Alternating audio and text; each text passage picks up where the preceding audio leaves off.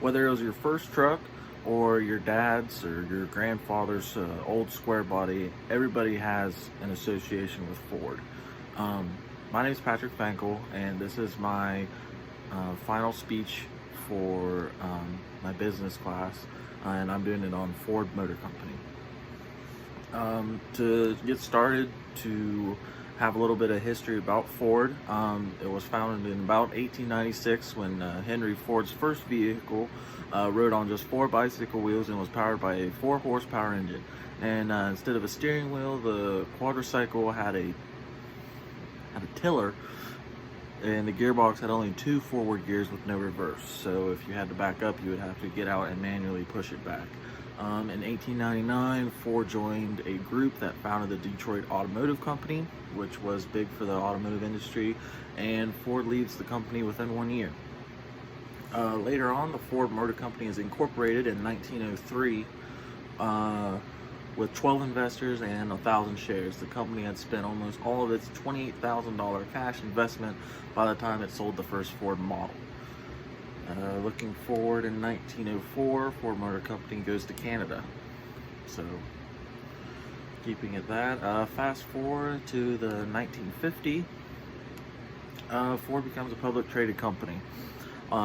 Ford's initial public offering, or the IPO, of common stock shares was the largest IPO in history. In '54, Ford begins crash testing its vehicles with dummies made out of cotton and wool. They were the first to do this. Chevrolet later carried on the tradition. In 1984, Ford began selling the 5th generation Escort World car. In 1980, Philip Caldwell succeeded Henry Ford II. Caldwell was the first non-Ford family member to become the chairman and CEO of Ford. In 1985, the Ford revolutionized automotive design with the Taurus. The Ford Taurus was aerodynamic, jelly bean body style, broke traditional within the boxy sedan type car. So that's how we kind of got today with the rounded edge front bumper and whatnot. Later on, 2010, 2014, the Ford Mustang had its 50th anniversary. So Ford was definitely been around the longest. It was the one that introduced automobiles, and that brings us pretty much up to today. A few things about some major products and services of Ford. They have revolutionized the diesel truck industry with the Power Stroke, and a lot of daughter companies, if you would, are built from Ford. Range Rover being an example, kind of like how GMC owns Chevrolet, Ford owns Range Rover. For his other services, they have a financial service availability. They are in stock car racing. They make trucks, buses, tractors, and other automobile components. So Ford really kind of has their hands in everything, if it has an engine, at least. Their current chief executive officer is James Hackett. He has been the current CEO since 2017. He was born in 1955, and he had an education at the University of Michigan, and he graduated there in 1977. Which, fun fact about Hackett is that he's actually from Columbus, Ohio. So, as the CEO, the Ford's mission statement is to make people's lives better by making mobility accessible and affordable. Ford is known for keeping its sale value. Toyota is another one. Dodges seem to not really keep their sale value, but Ford has the #1 resale value, I'm pretty sure, in the US. But that's Ford's mission statement. So I guess the mobility, accessible, and the affordability, they really stick to it.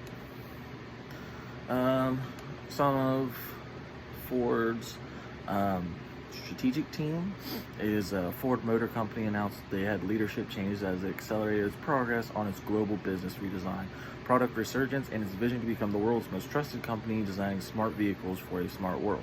That is not their mission statement, that is just a general statement of them moving forward. Jim Farley is appointed president, new businesses, technology, and strategy, and will oversee strategy, Ford Smart Mobility, Ford Auto Vehicles, and research and advanced engineering, corporate partnerships, and global data insight. This is all coming from from Ford.com.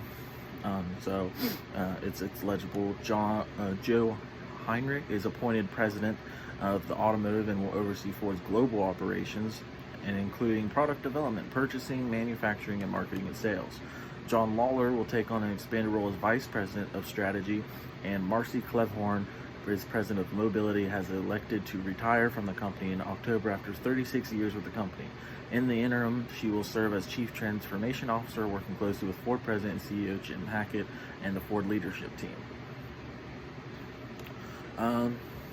Now, as I'm going to get into my closing statements, a few things about Ford's stock is from a year to date of today, they have a 9.0 USD rate. From last March, it's been kind of a roller coaster for Ford. They had an 8.84 in January 15th.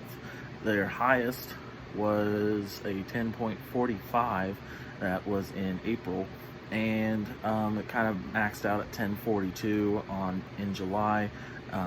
It had a really bad downfall in August.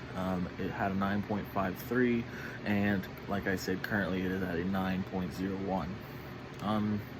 This can be compared to Nissan, which is down a 0.7%, Toyota, which is down at 0.5%, and Renault, which is down at 0.1%. Like I said, they have been kind of going down in the latter part of the year, but they only have a 0.01% down, so that's actually a pretty good rate to have. My recommendation would be yes, I would invest in the Ford Motor Company because I believe that they have a really good resale value. I believe that they are good running trucks and cars. I have a Ford F-250 myself, so that's kind of my investment in it. And all in all, I would say that it's a good company to have investments in. So thank you for listening.